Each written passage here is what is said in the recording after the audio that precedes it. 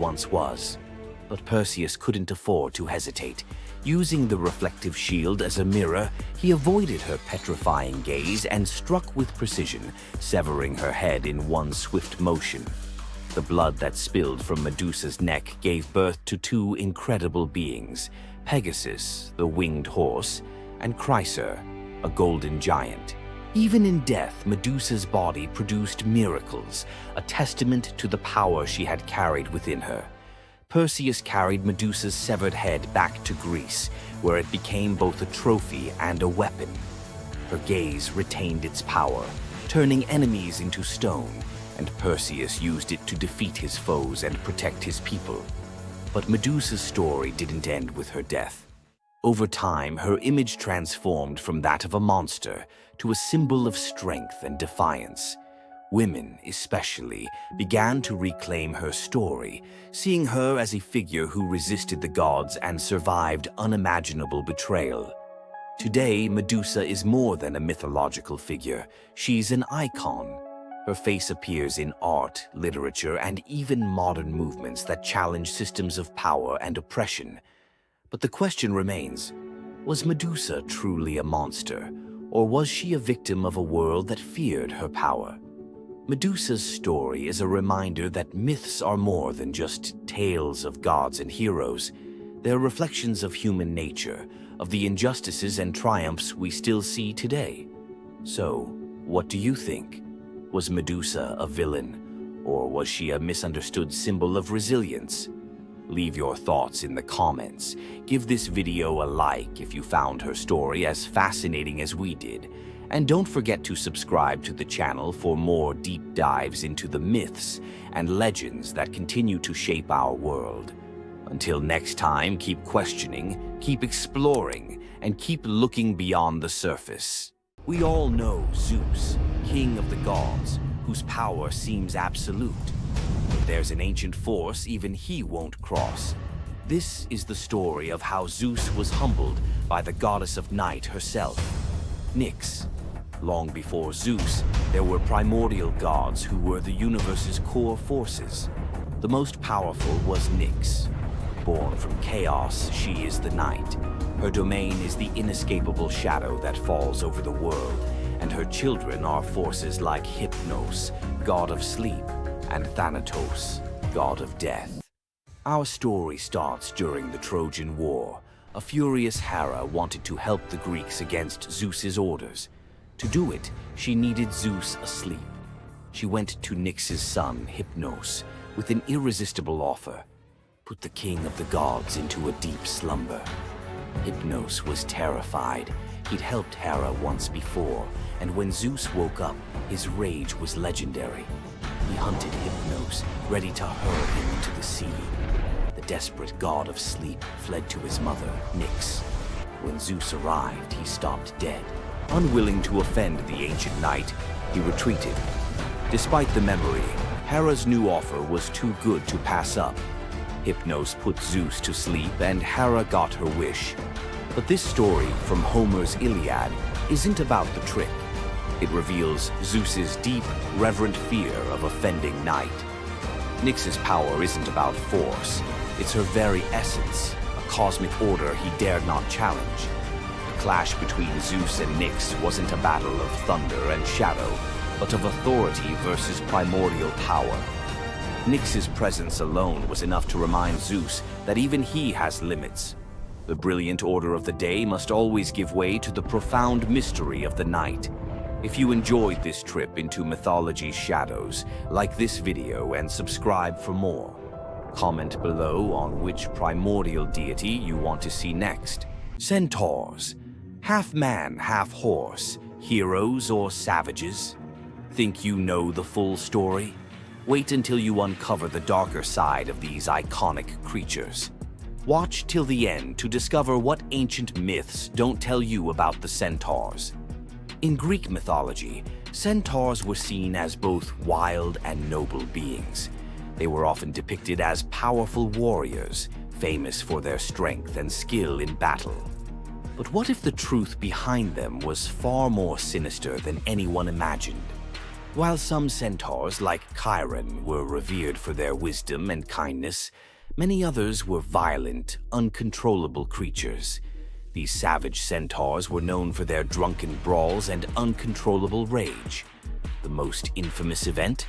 The Battle of the Lapiths and Centaurs, where they fought against the Lapiths during a wedding feast, leading to a massacre of both men and women. Their brutal behavior was more than just a mythological tale.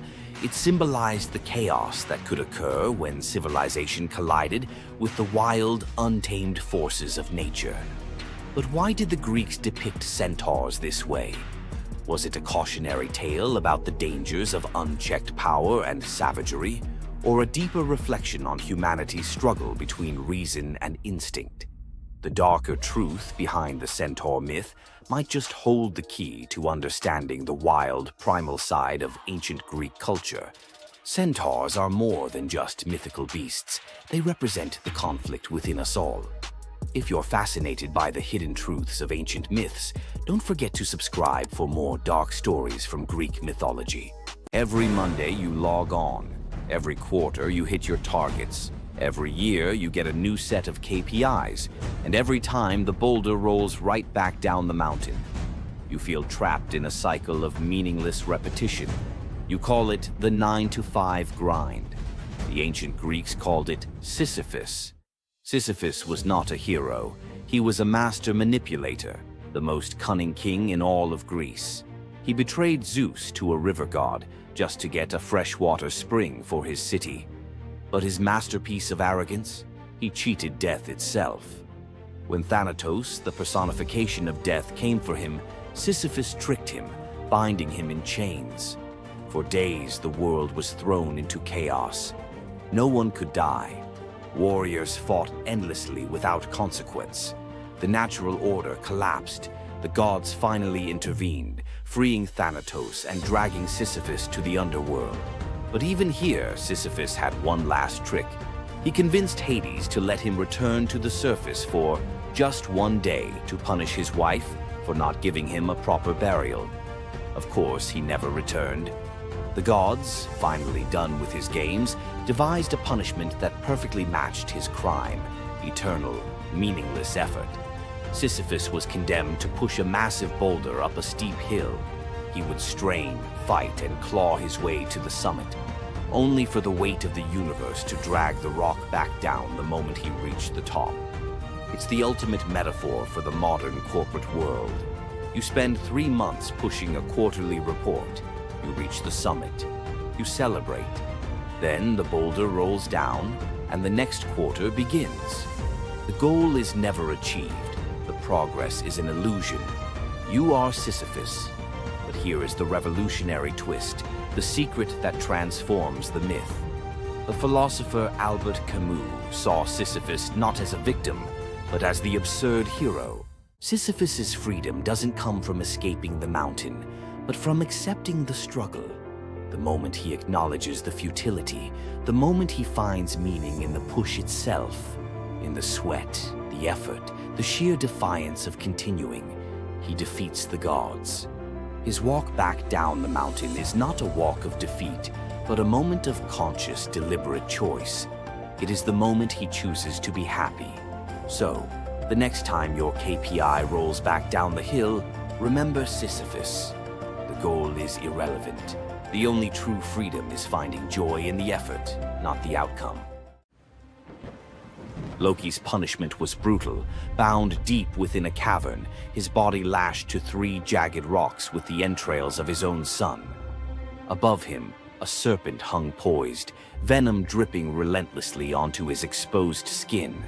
This scene, drawn from the Poetic Edda and the Prose Edda, became a symbol of both divine vengeance and suffering that echoed through Norse legend. But the gods never counted on one presence: Sigyn, Loki's faithful wife. Her hands trembled as she knelt beside him, catching each drop of poison before it could sear his flesh. Her quiet devotion became a fragile shield against the god's wrath. Why did she choose loyalty over escape? The answer reveals a truth about love that endures even when the world itself seems lost to darkness. Yet before the cavern, before the venom and the silence, there was a betrayal that shook the heart of Asgard. Balder was the light of Asgard, cherished by gods and mortals alike. His laughter filled the halls, a warmth that even the golden apples of Idun could not rival. When ominous dreams began to trouble him, his mother Frigg, desperate to protect her son, secured oaths from every creature and object in existence never to harm him. All, that is, except the mistletoe, too slight, too innocent to warrant suspicion. Loki saw opportunity in what others dismissed. He fashioned a dart from that fragile branch and sought out Hoder, Balder's blind brother. "Here," Loki murmured, placing the weapon in Hoder's uncertain grasp, "let me guide your hand." The dart struck its mark. In an instant, Balder's light was snuffed out, his presence gone from the world. The gods stood in stunned silence, their joy shattered. Loki lingered in the shadows, the faintest smile on his lips, before slipping away unseen. The prose Edda tells us the pyre burned for 9 nights. Balder's wife, Nanna, overcome with grief, cast herself onto the flames, her spirit entwined with his. The gods heaped treasures upon the funeral bier, Odin's ring Draupnir, Balder's own ship Hringhorni, to honor him, but no offering could fill the void left behind. The air grew heavy with suspicion. As the smoke twisted skyward, word spread of an old woman whispering to Hoder in the moments before the fatal blow. When Thor forced the truth from a trembling servant, silence fell like a shroud. Loki's name was not spoken, but its weight pressed upon every heart. The gods had tolerated his mischief, his clever lies, even the theft of Sif's hair. But this was different. The poetic Edda names him plainly: Loki, the guileful who brought it about, from which all misfortune came. Odin convened the gods to pass judgment. No mead flowed, no boasts rang out. The All-Father's single eye burned cold as he named Loki Oathbreaker and Kinslayer. Weapons gleamed in restless hands. Even gentle Friar's fingers tightened around his sword. Loki understood the god's fury. He fled Asgard, his mind racing with schemes. As told in the prose Edda, he built a lodge in the mountains, doors on every side, always watching for his pursuers. Still, he could not outrun their vengeance. Odin's gaze found him, even in hiding. When the gods arrived, Loki tried to slip away, transforming into a salmon to evade capture in the river's swift current. But Thor's grip proved stronger than fate. Dragged back through the gates he once helped raise, Loki passed faces twisted with anger and betrayal. The gods' judgment was swift. The path ahead led not to mercy, but to a place where pain and silence waited in the damp and the dark. They forced Loki into the heart of the earth, a cavern where the air pressed cold and heavy, and every sound echoed off stone walls, slick with damp. Water dripped steadily from above, each drop magnifying the hush that settled over the gods as they set to their grim task. The stench of venom lingered, sharp and persistent, mingling with the iron tang of old blood. Odin's single eye caught the flicker of Skadi's movement. A silent nod passed between them, sealing what would come next. 3 massive boulders, freshly gouged with holes, stood ready. The gods had not brought chains or rope. Instead, they made Loki's punishment a reflection of his own chaos. The prose Edda tells us they transformed one son, Vali, into a wolf who slew his brother, Nari. With the entrails of Nari turned to iron by the god's will, they bound Loki fast, wrists, neck, thighs, and ankles locked tight against the unyielding stone. As the Völuspá declares, with the guts of his ice-cold son, the killer is bound. Each knot and twist was deliberate, a reminder that his own blood now held him captive. The weight of the rocks pressed into his flesh, a constant ache that would never fade. Skadi stepped forward, her presence sharp as frost. In her hands a serpent writhed, its fangs gleaming. She fixed the creature to a stalactite directly above Loki's face. "For Balder," she said, her voice steady and cold. The serpent's jaws parted, and a bead of venom gathered at its tip. It hung for a moment, then fell. Loki's scream reverberated through the cavern, his body arching in agony as the venom burned into his skin. The pain was relentless, searing into bone, and the world above felt its echoes, earthquakes shaking Midgard, rivers shifting, the roots of Yggdrasil quivering. The gods watched in silence, their faces unreadable. Justice, they believed, had been served. As the serpent's venom continued its slow assault, the rhythm of torment became all-consuming. The next drop formed, poised to fall. Then a figure emerged at the edge of the chamber, a woman, silent, a wooden bowl cradled in her hands. Sigin's arms were blistered, her sleeves stained, but her grip was unwavering as she stepped into the circle of pain. The cavern held its breath. Sigyn knelt, her presence a quiet defiance. The venom hissed into the bowl, wood darkening with each drop. The gods turned away, their judgment complete, but the story within the cavern was only beginning. The bowl rested in Sigyn's hands, its wooden sides polished by hours of silent endurance. She knelt on the cold stone, skirts bunched beneath her, and waited for the serpent's venom to fall. The first drop struck with a hiss, a thin wisp of smoke curling up as Loki's breath caught in his throat. She kept her gaze fixed on the bowl, her resolve anchored by the rhythm of her task. Time unraveled in the cavern, marked only by the relentless cadence of the venom. Drip, catch. The liquid sizzled as it struck the wood, the heat seeping through Sigyn's calloused palms. Each shift of her grip was subtle, a quiet adjustment to keep the bowl steady as her arms ached. Above, the serpent's shadow twisted over the stone, its coils unmoving, its venom gathering in slow, deliberate drops. Loki whimpered, bracing for pain that had become his constant companion. The sound of his dread was sharper than his cries. The air hung heavy with the stench of scorched flesh and the metallic sting of poison. The darkness pressed in, broken only by the faint glimmer of Sigyn's tears as they mixed with venom in the bowl, each drop a testament to her resolve. The silence between drops was punctuated by Loki's ragged breaths and the distant echo of water dripping from the cavern walls. Sigyn's world narrowed to the weight in her arms and the threat above. The bowl filled, the venom rising perilously close to the rim. Sigyn's muscles trembled, but she did not let her grip falter. When at last the bowl brimmed, she had no choice but to turn away. In that brief moment, as she emptied the venom onto the rocks, Loki's body convulsed, his scream raw and unrestrained. The poison ate into the stone, leaving blackened scars as Sigyn hurried to wipe the bowl clean and return to her vigil.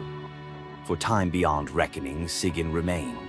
The myth offers no window into her thoughts, only the image of her kneeling, unwavering as Loki's mind splintered under the weight of his agony. Was she remembering laughter in sunlit halls, or simply unable to imagine leaving him alone in the dark? The venom's rhythm never changed. The bowl would fill. Loki would suffer. Sigyn would endure. In the hush that followed each scream, a question lingered, one that neither gods nor mortals could answer. Love in the dark was never simple. While the gods turned away, Sigyn remained, her presence reshaping the meaning of Loki's punishment. His betrayals had echoed through Asgard, yet her loyalty was a force the gods never expected. The Eddas offer no window into Sigyn's thoughts, recording only her actions. Blistered hands, a steady bowl, venom caught before it could sear flesh. This silence leaves space for us to wonder.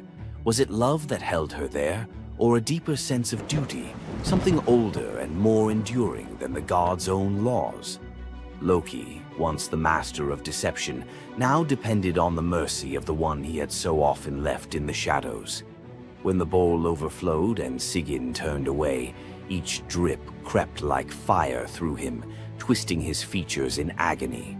His eyes, when they met hers, flickered with both gratitude and resentment. He needed her, but the venom's torment mingled need with bitterness. Still, Sigyn returned every time, catching the next drop before it could fall. The myths do not say what passed between them in those moments, only that she stayed, her resolve unbroken. Scholars often call Sigyn the embodiment of loyalty, the ultimate symbol of spousal devotion. Yet, her sacrifice was more than an act of love. It was a quiet rebellion. By kneeling in the cavern, she defied the gods' vision of justice. Odin had crafted Loki's punishment to be absolute, to break him alone in the dark. Sigyn's refusal to abandon her husband became a shield, her presence a silent protest that denied the gods complete victory.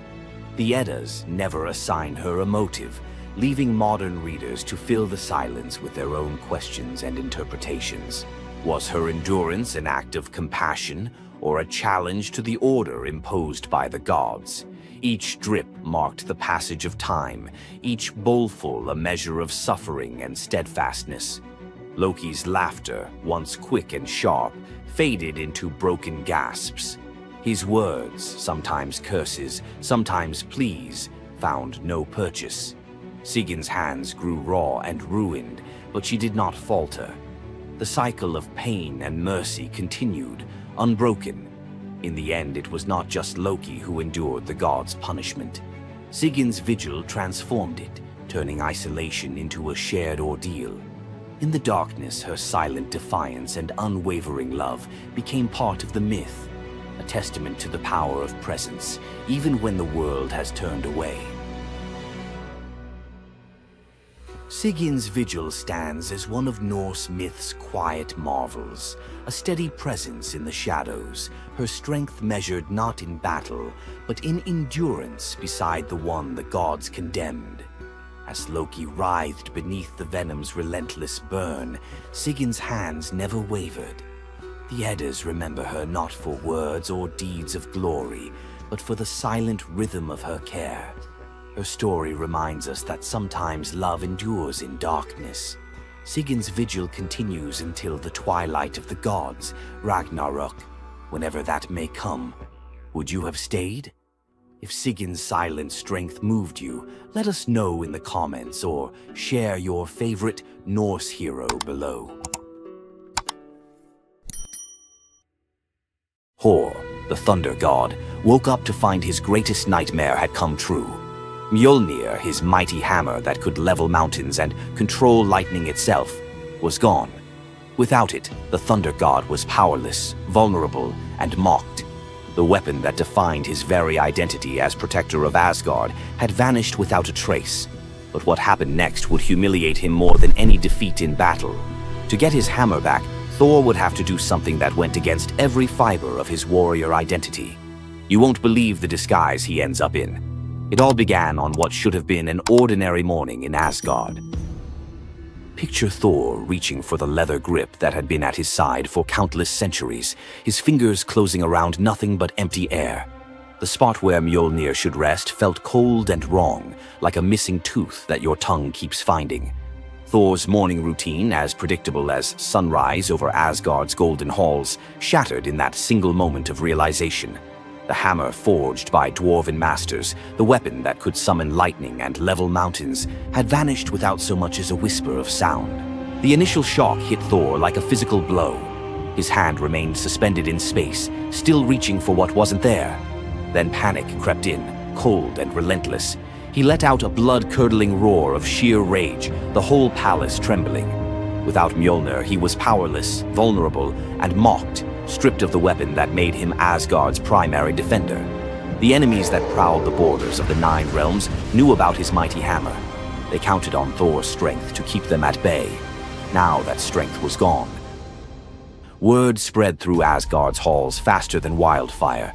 The other gods gathered in emergency council, their faces grave as they grasped the full scope of the crisis. Odin's ravens had brought no news. The watchmen at the gates had seen nothing. Mjolnir had simply disappeared, as if it had never existed at all. The assembled gods understood what Thor's loss meant for their realm. Asgard stood vulnerable, its greatest protector reduced to a shadow of his former self. Loki stepped forward through the crowd of worried gods, his familiar, cunning smile playing at the corners of his mouth. He offered to investigate the theft using his shape-shifting abilities, volunteering to venture where other gods could not go undetected. The council accepted his proposal immediately, desperate for any lead in their search. Thor watched his brother prepare for the mission, knowing that Loki's success or failure would determine his own fate. Loki first borrowed Freya's magic feathered coat, allowing him to fly in falcon form to Jotunheim without raising alarms.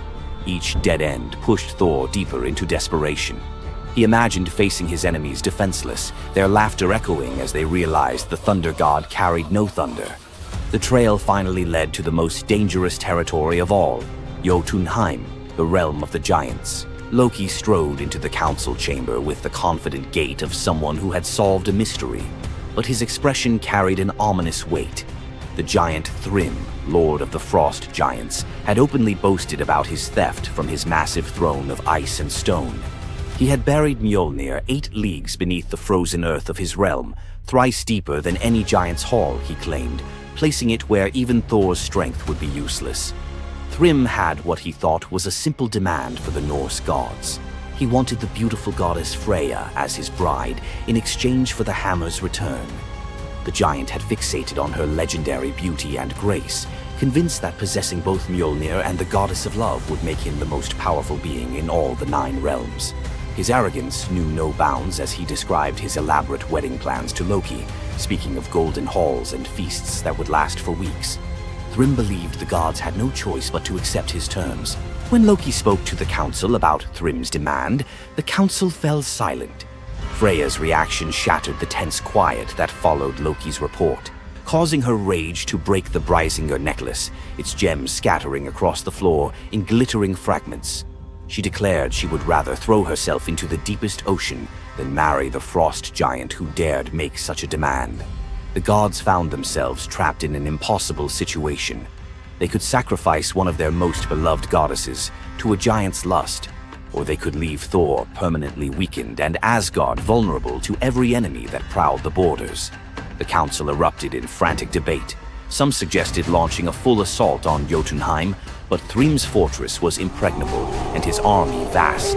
Others proposed trickery or negotiation, but every path led to either devastating war or humiliating surrender. Heimdall, the far-seeing guardian who watched over the Rainbow Bridge, had remained silent throughout the heated discussions. When he finally spoke, his words stopped every conversation in the hall. His suggestion was so outrageous, so completely unthinkable, that even Loki's jaw dropped open in shock. The gods stared at Heimdall as if he had lost his mind, but they were out of other options. What he proposed, however, would challenge everything Thor stood for as a warrior. Heimdall's words hung in the air like a challenge to the very foundations of Norse honor. The far-seeing god had suggested that Thor disguise himself as a bride and infiltrate Thrym's wedding feast to recover Mjolnir. He spoke with calm authority, tie housewife's keys about his waist, and pin bridal jewels upon his breast. The idea was so fundamentally opposed to Norse concepts of masculine honor that Thor's initial response shook the very walls of Asgard. He declared the plan preposterous and swore he would never hear the end of it if word spread that the Thunder God had dressed as a woman. The assembled gods watched in tense silence as their mightiest protector wrestled with a challenge that could not be solved through brute force or lightning strikes. They had already considered launching a full assault on Jotunheim, but Thrym's fortress was impregnable and his army vast. No other choice remained. Thor paced the hall like a caged wolf, his massive fists clenched as he grappled with the impossible choice between his warrior's pride and his duty to protect Asgard. Every instinct in his body rebelled against the idea of abandoning his identity as a fearsome warrior to play the role of a delicate bride.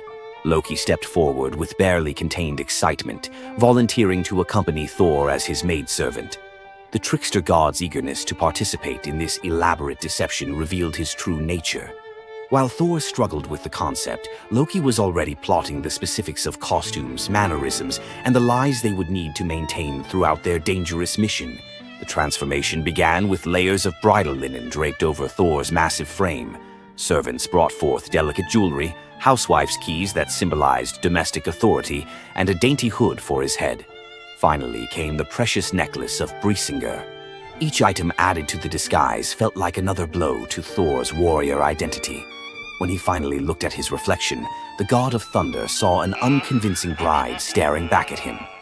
Thor finally accepted the plan because no alternative existed.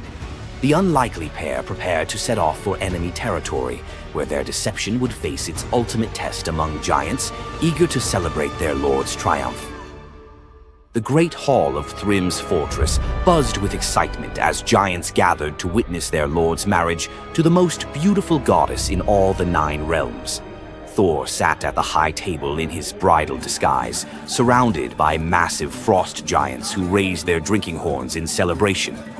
The feast spread before them displayed the giants' wealth and power. Roasted oxen filled enormous platters, fresh salmon gleamed on silver dishes, and barrels of mead stood ready to fuel the night's festivities.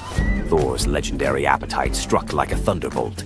He polished off an ox and ate whole salmon in moments, tearing through the meat as if he hadn't eaten in weeks. 3 measures of mead vanished as quickly as if someone had poured them into a bottomless pit. The assembled giants watched in stunned silence as the delicate bride consumed more food than most warriors could handle. Thrym's eyes narrowed with growing suspicion. This goddess ate like a battle-hardened warrior, returning from a long campaign, not like the refined Freya he expected to marry. Loki stepped forward with the smooth confidence of a master storyteller. He spun a tale about Freya's 8-day fast in eager anticipation of reaching Jotunheim and marrying the mighty Thrym. The explanation painted a picture of a lovesick goddess, so excited about her wedding that she had refused all food during her journey. The giants nodded in understanding, their suspicions melting away as they accepted this romantic explanation. Thrym felt honored by such devotion and relaxed completely, his doubts vanishing. Beneath his bridal veil, Thor's rage simmered like molten metal ready to explode. Every moment at the feast brought new challenges as he struggled to maintain feminine mannerisms while surrounded by his enemies. His massive hands shook with barely controlled fury as he watched the giants celebrate what they believed was their victory over Asgard. The critical moment finally arrived. Thrym commanded his servants to bring Mjolnir forth, the very moment Thor had trained his eyes on since dawn. The servants placed the legendary weapon before the disguised bride as part of the traditional ceremony. Thor's fingers closed around Mjolnir's familiar handle, and lightning immediately crackled through the hall. He ripped away his bridal veil and roared his true identity to the shocked giants. Thrym's eyes widened in terror as he realized the bride he had been celebrating was actually the god of thunder himself. Thor swung Mjolnir, killing Thrym instantly after crushing his skull with Mjolnir, then turned on the assembled giants, and even the pleading giantess met Mjolnir's crack before the hall fell silent. The theft that had begun with arrogance ended in complete destruction. This tale reveals how even the mightiest heroes must sometimes sacrifice their pride to protect what matters most. Back in Asgard, the Aesir never spoke of the bearded bride again, though a few still hide a smirk when Thor raises Mjolnir. And we end this story with a very valuable lesson. Never steal Thor's hammer. And if you're going to, don't make him dress like a woman.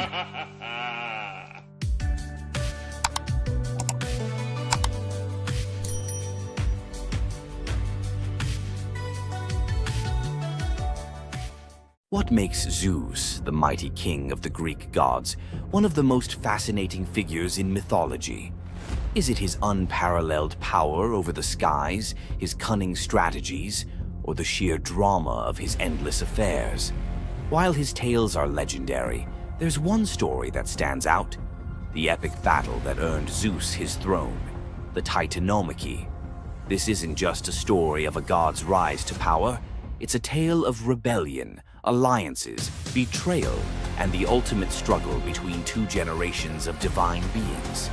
Stay with us as we dive into the myth of the Titanomachy, Zeus's role in overthrowing the Titans, and the secrets that shaped his reign. Before Zeus became the king of the gods, his father, Cronus, ruled the cosmos. Cronus was the youngest of the Titans, a race of primordial deities born of Uranus, the sky, and Gaia, the earth. The Titans were immensely powerful, but also deeply flawed. Cronus had gained power by overthrowing his own father, Uranus, in a brutal act of betrayal. But just as Cronus had betrayed his father, a prophecy loomed over him, warning that one of his own children would overthrow him. To prevent this, Cronus took a horrifying precaution. He swallowed each of his children as they were born, imprisoning them in his stomach for eternity. But Gaia, the ever-watchful mother of the gods, wasn't about to let this happen again. When Rhea, Cronus's wife, gave birth to Zeus, Gaia devised a plan. Rhea tricked Cronus by handing him a stone wrapped in swaddling clothes, which he swallowed, believing it was his newborn son. Meanwhile, Zeus was spirited away to a hidden cave on the island of Crete, where he was raised in secret. Zeus grew up under the care of nymphs and a goat named Amalthea, who nourished him with her milk. As he matured, Zeus learned of his father's tyranny and vowed to free his siblings and challenge Cronus's rule. Zeus couldn't take on Cronus and the Titans alone. He needed allies. His first move was to rescue his siblings trapped inside Cronus. With the help of the goddess Metis, Zeus tricked Cronus into drinking a potion that caused him to vomit up his children, Hestia, Demeter, Hera, Hades, and Poseidon, fully grown and ready for battle. Now united, the 6 Olympian siblings declared war on Cronus and the Titans. But the Titans were powerful, and the war, known as the Titanomachy, would rage for 10 years with no clear victor. Realizing they needed an advantage, Zeus turned to the most unlikely of allies, the Hecatonchires and the Cyclopes.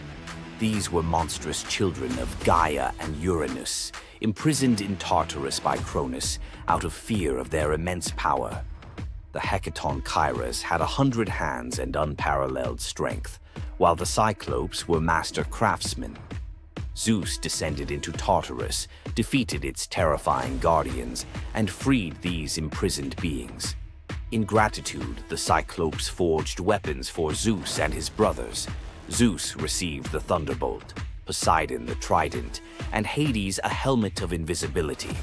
With these tools and the raw power of the Hecatonchires, the Olympians finally had the upper hand. The final clash of the Titanomachy was a cosmic spectacle. The Titans, led by Cronus, unleashed their full fury, shaking the very foundations of the universe. Mountains crumbled, seas boiled, and the skies erupted in chaos.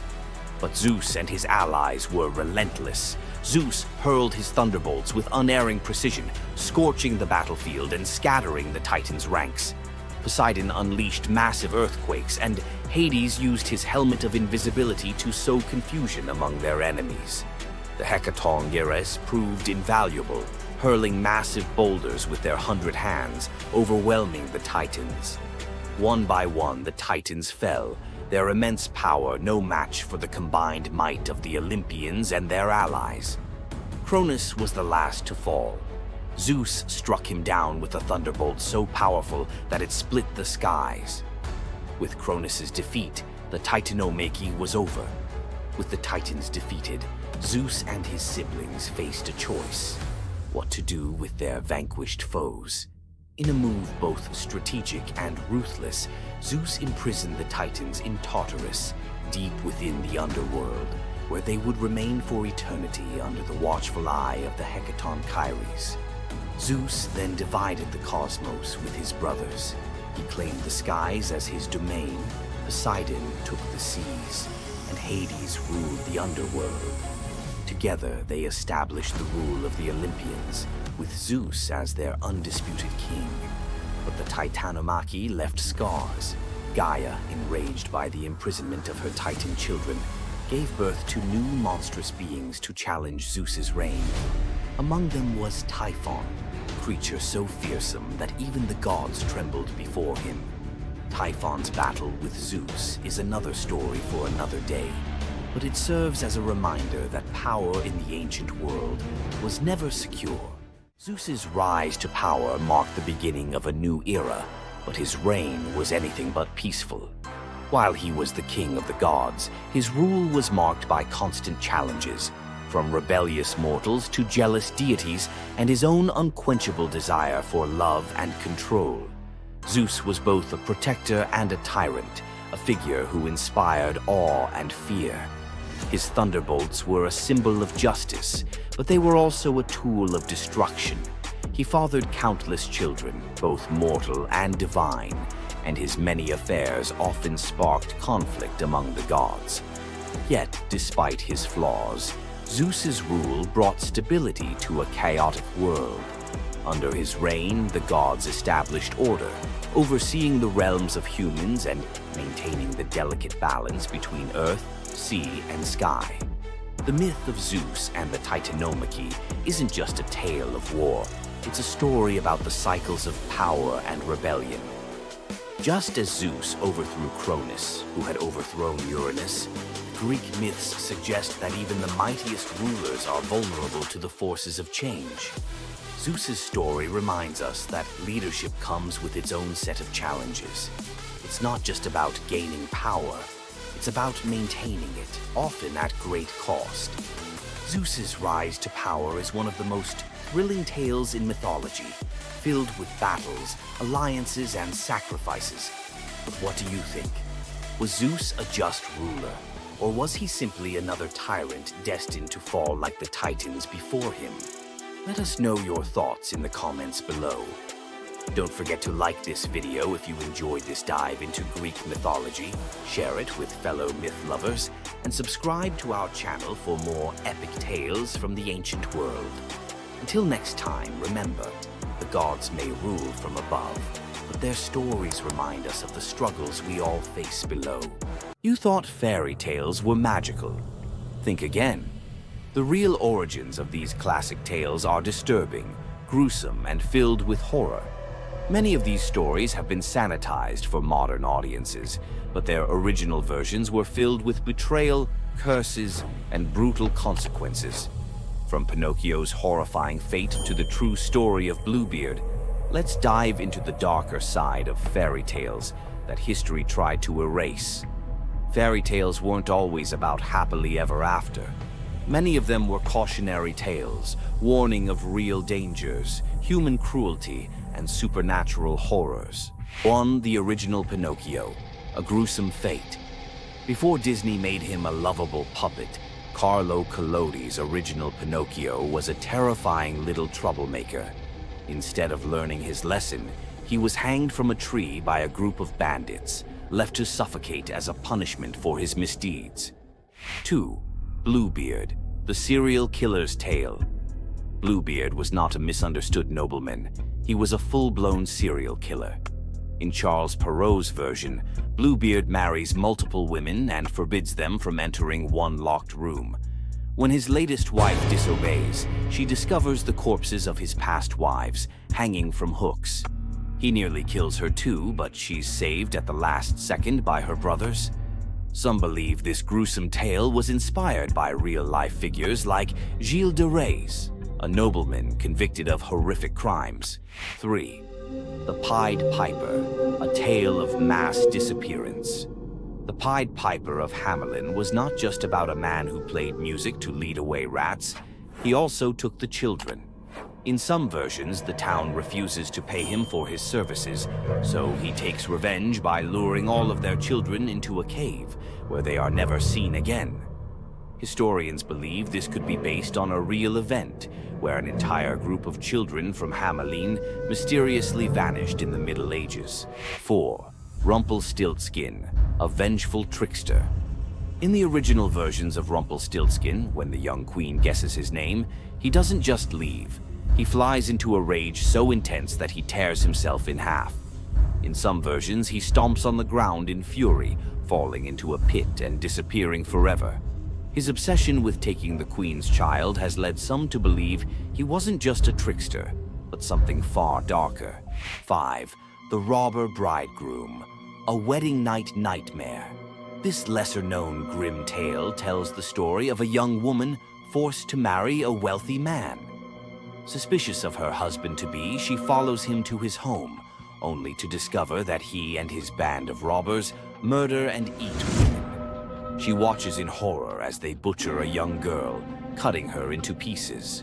Luckily, she escapes and exposes them, leading to their execution. 6. The Juniper Tree. A tale of cannibalism and revenge. One of the most horrifying grim fairy tales, The Juniper Tree tells of a stepmother who decapitates her stepson, cooks his body, and feeds it to his unsuspecting father. The boy's sister buries his bones under a juniper tree, and from the tree the boy returns as a vengeful spirit, transforming into a bird and dropping a millstone on his stepmother, crushing her to death. 7. The Girl Without Hands. A story of betrayal and survival. In this disturbing fairy tale, a poor man accidentally sells his daughter to the devil in exchange for wealth. When she resists the devil's temptations, her own father chops off her hands to fulfill the bargain. Eventually, she escapes, gains magical silver hands, and finds a happier fate, but not before enduring unimaginable suffering. Why were these stories so disturbing? Fairy tales weren't just for children. They were warnings, morality lessons, and sometimes outright horror stories meant to instill fear and obedience.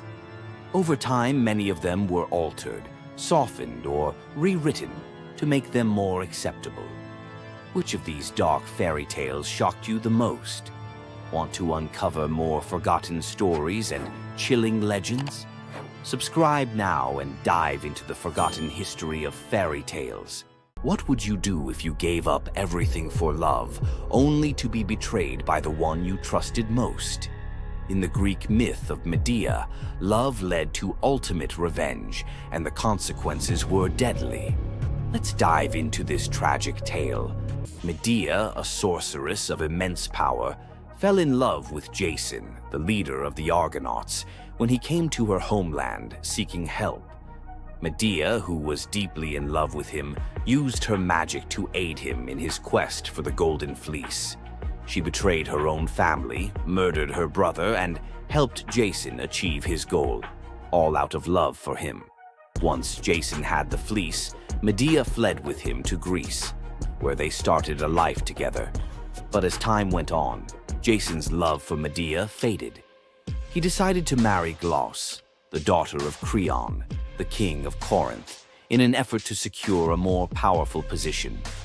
Medea, heartbroken and furious at the betrayal, decided to exact her revenge. She used her powers to craft a poison so deadly that it would burn Glauce alive when she put on a beautiful dress that Medea had sent her as a gift. But Medea didn't stop there.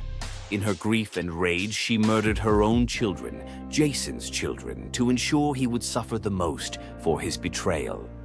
The pain of losing everything she loved was unbearable, and Medea, having left nothing behind but destruction, fled to Athens, leaving Jason to wallow in his sorrow and regret. Medea's story is a tragic reminder of the destructive power of betrayal and the extreme lengths to which love can drive someone. Sometimes love is not only blind, but it can also lead to devastation and vengeance. Does Medea's vengeance leave you thinking about the darkest side of love? Subscribe for more ancient Greek myths filled with twists, power, and passion. Ever wondered what it would be like to walk through the ancient world and encounter mythical creatures from Greek mythology? Get ready to meet the beasts that shaped legends. In Greek mythology, creatures were more than just beasts. They were symbols of the forces of nature, God's will, and humanity's struggle with the unknown. From the terrifying Minotaur lurking in the labyrinth to the mesmerizing sirens luring sailors to their doom, these creatures were as captivating as they were dangerous. The mighty Hydra, with its multiple heads that regrew each time they were cut off, was a symbol of unstoppable power. The Cerberus, the three-headed dog guarding the gates of the underworld, represented the barrier between life and death. But not all mythical creatures were monsters. The graceful Pegasus, a winged horse born from the blood of Medusa, symbolizes freedom and the pursuit of the heavens. These creatures still live on in our stories, haunting the shadows of ancient Greece and whispering through the winds of time. Which Greek mythological creature fascinates you the most? Share your thoughts and don't forget to subscribe for more legendary tales from Greek mythology. Imagine being one of the greatest hunters in the world, known for your unmatched speed and skill. But despite all your abilities, your destiny is determined by a simple golden apple. Let me tell you the tragic tale of Atalanta, the huntress who couldn't escape her fate. Atalanta was abandoned at birth by her father, Zeus, who didn't want a daughter.